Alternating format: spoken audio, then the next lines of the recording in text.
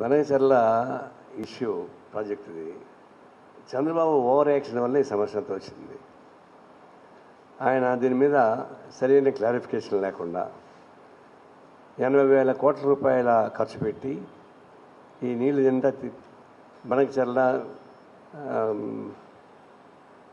ఈ పోలవరం లింక్ పెట్టి మాట్లాడాడు. ఆయన మాట్లాడిన పద్ధతి చూస్తే సహజంగా తెలంగాణ కోపం వస్తుంది. తర్వాత ఎప్పుడు అన్నాడు, రేవంత్ రెడ్డి మళ్ళీ తిరిగి దాన్ని ప్రతిఘటిస్తే మళ్ళీ మూడోసారి ప్రెస్ మీట్ పెట్టాడు. అప్పుడేమంటాయంటే మొత్తం నీళ్లు సముద్రంలోకి పోతున్నాయి, సముద్రం పోయే నీళ్ళు ఎవరైనా వాడుకోవచ్చు కదా, మీరు వాడుకోవచ్చు, మేము వాడుకోవచ్చు, అభ్యంతరం ఉంటుంది అని చెప్పేసి ఆయన చెప్తున్నాడు. అంటే వాడుకోవచ్చు, కానీ దానికి ముందు చర్చించుకోవాలా.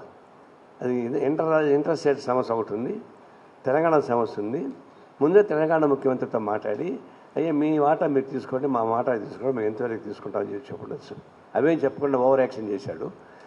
సహజంగా తెలంగాణని వ్యతిరేకించారు.